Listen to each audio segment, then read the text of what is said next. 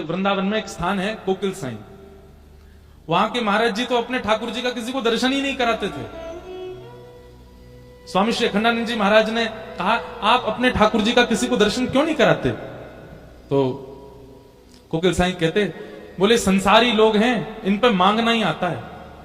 और छोटे छोटे प्रिया प्रियतम अपने नित्य निकुंज विलास में हैं, अब उनसे वो वैसे ही इतने संकोच में रहते हैं, और हम लोग जाके उनसे कुछ मांग लेंगे तो और कितने संकोच में आ जाएंगे। इसलिए भैया हमारा वृंदावन मांगवे को स्थान है ही ना है, देवे को स्थान है। स्वयं को दे दो। पूरी दुनिया में आप मांगिए। हमारे पंजाब में इतनी देवियां, इतने सुंदर सुंदर स्थान, हिमाचल में इतने सुंदर सुंदर स्थान महादेव के, देवियों के, सब पूरे भारत भरे पड़े इन स्थानों से। क्यों? सब जगह मांगो, लेकिन वृंदावन में जाके तो दे दो, मांगो मत। ऐसा श्री वृंदावन। आज नरसिंह मेहता चूके नहीं, ठाकुर जी से, महादेव से कह दिया, आपको जो अति प्रिय वो मुझे दो। महादेव पहले तो संकुचित हो गए, बोले ये क्या मांग रहे हो? लेकिन ये उनके पूर्व जन्म के भजन का प्रताप है। मुचकुंद के स्वरूप में किए गए भजन का ये बल था कि महादेव की कृपा हुई, और महादेव ने कृपा करके निक शांति रख लो भैया। अब जहां श्रोता बैठ जाए, बैठन दो उनको, कथा सुनने वाले इनको उठाना नहीं चाहिए, अपराध लगे। तो क्या निवेदन कर रहे थे हम? हाँ, और फिर रास में प्रवेश हुआ। आज सुबह से विचार कर रहे थे कि महादेव की कृपा और किन पे हुई। हमारी पूनम दीदी तो कह रही, महाराज जी नरसिंह मेहता का ही चरित्र चलने दो, पूरा चरित्र नरसिंह मेहता जी का कह दो। पर वो मन में बार बार हरिहर आ जाते हैं ना, तो बार बार ये लगती है कि दोनों के मिलन की कोई तो, हमको तो सुख मिलेगा, एक भक्त का ही चरित्र कह दें, आप लोग भी सुनते रहो, पर ये हरि और हर का मिलन भी तो हो ना बीच बीच में, उसके लिए तो फिर होना चाहिए। और फिर दूसरा नाम हमारे चित्त में आया, जहां हर ने हरि से मिलवाया, ऐसे वृंदावन के रस उपासक, और जिन्होंने वृंदावन रस को सबसे ज्यादा अपनी वाणी में गाया। वैसे तो सबने गाया, पर विख्यात भाव से सबसे ज्यादा जिनका रस पूरा विश्व ने आस्वादन किया है, ऐसे हुए श्री हरिराम व्यास। कौन है? हरिराम व्यास। श्री हरिराम व्यास जी महाराज श्री विशाखा सखी के अवतार। निकुंज में दो सखी प्रधान हैं, एक श्री ललिता जी और दूसरी श्री विशाखा जी। श्री ललिता जी हमारे ब्रजमंडल में स्वामी श्री हरिदास जी के रूप में प्रकट हुई, और श्री विशाखा जी हमारे ब्रजमंडल में श्री हरिराम व्यास जी के रूप में प्रकट हुई। इन निकुंज की दो अली हैं, दो सखी हैं। वास्तव में ठाकुर जी को किशोरी जी को निहारना प्रिय है। बहुत ध्यान से सुनिए सब लोग। ठाकुर जी की नित्य उपासना क्या है? किशोरी जी को निहारना, बस। पर किशोरी जी की नित्य उपासना ठाकुर जी को निहारना नहीं। चाहती तो हैं, चाहती तो नित्य ठाकुर जी को निहारना है, पर ठाकुर जी इतने व्यस्त हैं कि किशोरी जी भी थोड़ा संकोच करती हैं। और दूसरी बात, दूसरा कारण हमारे ब्रज का आ जाता है कि किशोरी जी चाहती तो ठाकुर जी को निहारना है, लेकिन कहीं ठाकुर जी ज्यादा फूल नहीं जाएं, ज्यादा कहीं इतरान नहीं लग जाएं, इसलिए जानबूझ के निहारती नहीं है। ठाकुर जी हमारे कैसे? नेक अगर किशोरी जी बड़ाई कर दें तो ठाकुर जी फूले नहीं समा में। नेक अगर ज्यादा निहारन लग जाए तो ठाकुर जी स्वयं ही काजर लेके हमें अपनी बिंदी लगा ले, मुझे नजर लग जाएगी आपकी।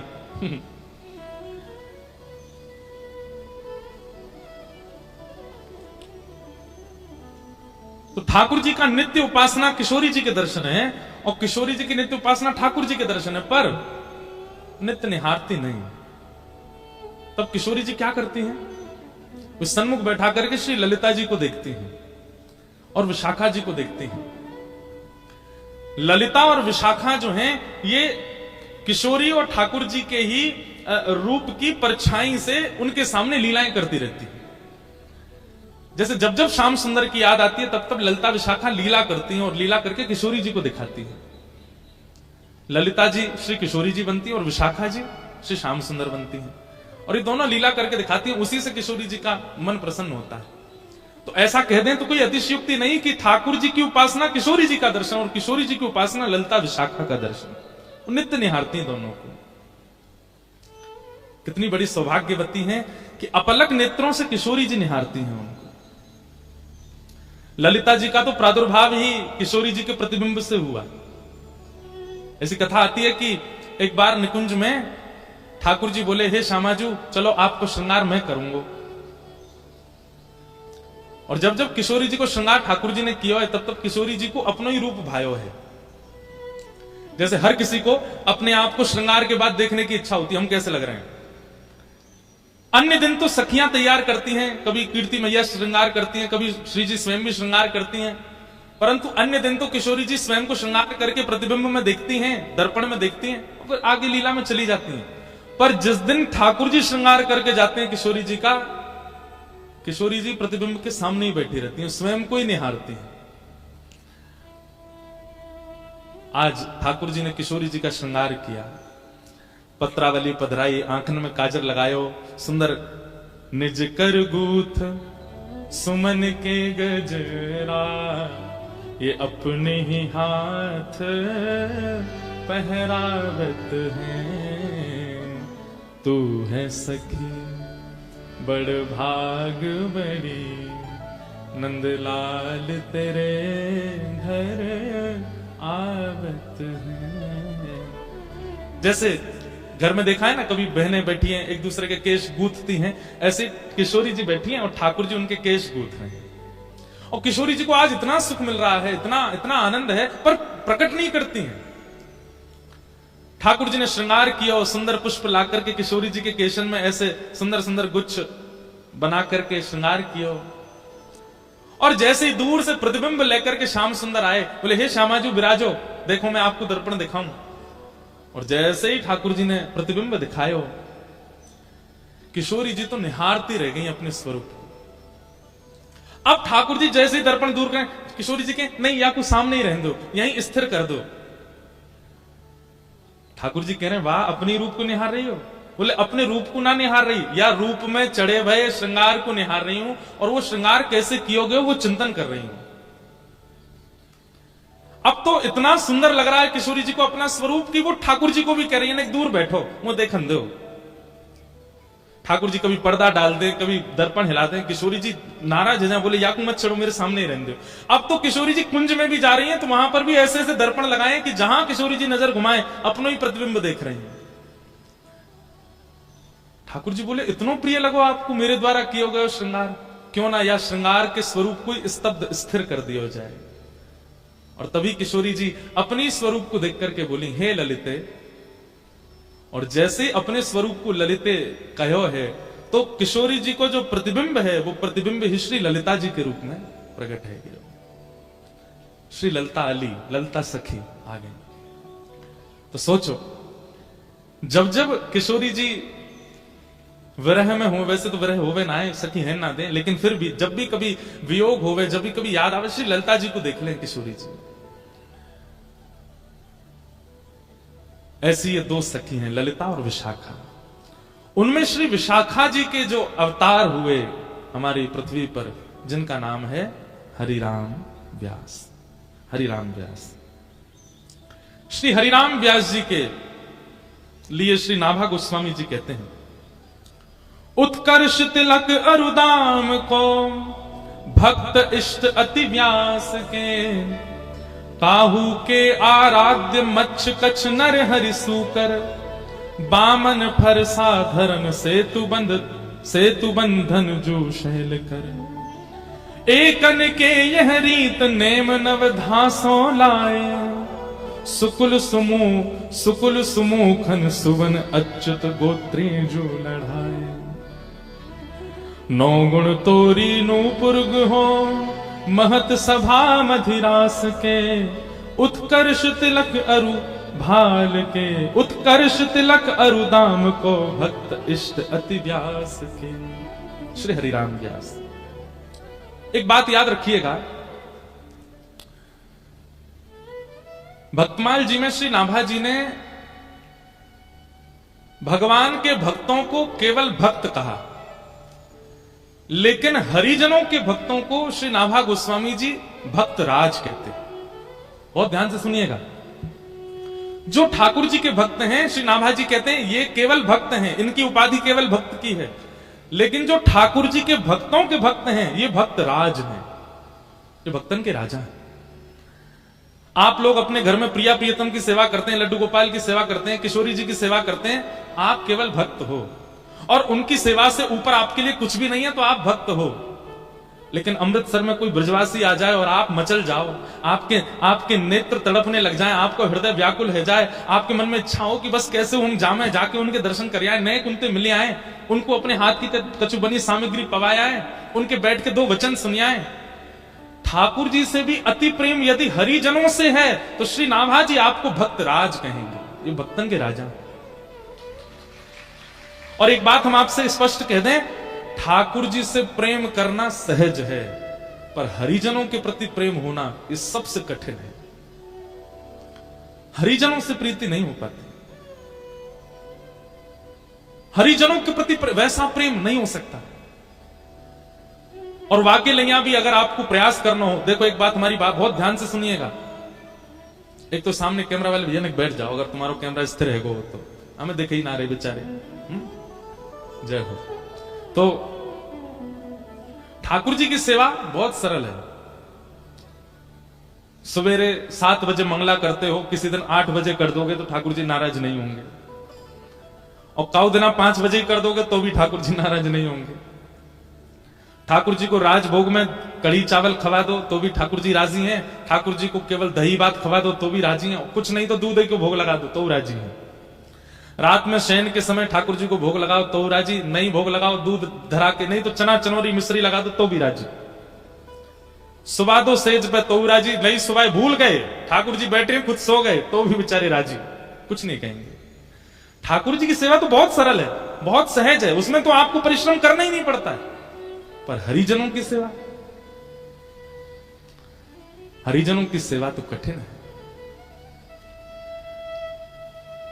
अगर किसी भक्त को आपने प्रसाद के नाम पर केवल दूध भोग दे दिया, चना चनौरी धर दिए सामने, तो महाराज भ्रगुटी टेढ़ी करके देखोगे जी कापावार हो भैया, जाके काज लेके आया तो हमें अपने घर, वो तो टोक भी देगा, वो तो रोक भी देगा, वो तो नाराज भी हो जाएगा। सीधी बात, ठाकुर जी के सेवा में चीटिंग चल जाएगी पर भक्त की सेवा में नहीं चलेगी, वो तो तुरंत आपको डांट देगा। ऐसा समझ लीजिए कि भगवत सेवा बिना सीसीटीवी कैमरा के की गई चोरी है, लेकिन भक्त सेवा वो तो चारों तरफ कैमरा लग रहे हैं, फिर आप क्या कर रहे हो, एक एक गतिविधि, ए भाई प्रणाम ऐसे नहीं करते हैं, चलते ऐसे नहीं है, एक हाथ से नहीं करते हैं, ऐसे बैठते नहीं है, ऐसे खड़े रहो, ऐसे बोलो, ये शब्द नहीं बोलना चाहिए, ऐसे नहीं घूमना चाहिए। भक्त तो आपको टोकेगा, ठाकुर जी टोकते थोड़ी हैं। ठाकुर जी ने तो मुंह बंद कर रखो कलयुग में कि मैं टोकूंगा ही नहीं।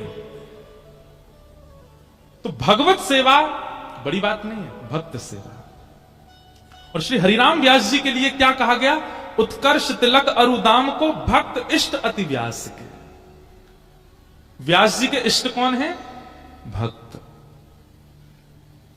इसलिए हमारी प्रार्थना भैया, जैसे मंदिर में आप अपराध ना बन जाए इसका ध्यान रखते हो, मंदिर में आपसे कोई दोष ना हो जाए इसका ध्यान रखते हो, ऐसे ही कभी किसी भक्त का आपके चित्त में दुर्भाव ना आ जाए ये भी ध्यान रखो। कोई तिलकधारी हैं, कोई कंठी पहने हैं, कोई ब्रज से प्रेम करने वाले हैं, और उनकी किसी भावना पर आपके चित्त में प्रश्न चिन्ह आता है कि ये कैसे कर रहे हैं, ये अपराध है। हरि से भी ज्यादा कठिन हरिजनों का भक्त होना। और हरिजनन के प्रति यदि भक्ति चाहिए हो, राधा रमन जी खूब अच्छे लगते हैं, राधा वल्लभ जी खूब बढ़िया लगते हैं, बिहारी जी में खूब निष्ठा, वृंदावन में खूब निष्ठा, परिक्रमा में खूब निष्ठा, यमुना जी में खूब निष्ठा, लेकिन ब्रज के ब्रजवासियों में और ब्रज के संतों में आपकी निष्ठा नहीं हो रही हो, तो जाओ वृंदावन के गोपेश्वर और जाके गोपेश्वर महादेव को प्रणाम करो और गोपेश्वर महादेव से प्रार्थना करो, गोपी प्रेम की भिक्षा दीजे, कैसे हूं मोहे अपनों कर लीजे। गोपी प्रेम की भिक्षा दीजे, कैसे हूं मोहे अपनों हमारे वृंदावन के पंचायत में मैंने कितनी बार कहा है, वृक्षों को प्रणाम, रज को प्रणाम, यमुना जी को प्रणाम, ब्रजवासियों को प्रणाम और गोपेश्वर महादेव को प्रणाम। इन पंच प्रणामों के बाद किसी देवालय में जाइए।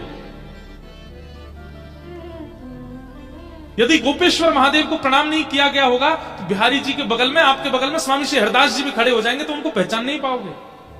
ये गोपेश्वर महादेव ही करवाएंगे। कल हमने सुना रास में प्रवेश महादेव की कृपा, और आज हम सुनेंगे भक्त इष्टों के प्रति स्नेह महादेव की कृपा से। ठाकुर जी से प्रेम करना हम सिखाएंगे ही नहीं इन 7 दिनों में, वो तो आप सब करते हो, वो तो आप सब जानते हो। पर जिनसे हमारी हरि रीझ हैं, ऐसे हरिजनों से प्रेम ये महादेव सिखाएंगे, ये महादेव बताएंगे। हरिराम व्यास जी कैसे हैं? बोले भक्त इष्ट अति व्यास के। आप देखेंगे बिल्कुल सूर्य और चंद्रमा की तरह परिवर्तन हुआ हरिराम व्यास जी के जीवन में महादेव की कृपा से। पहले के हरिराम व्यास कैसे हैं वो तो हम बाद में कहेंगे, पर बाद के हरिराम व्यास, शंकर जी से मिलने के बाद हरिराम व्यास जी कैसे हैं?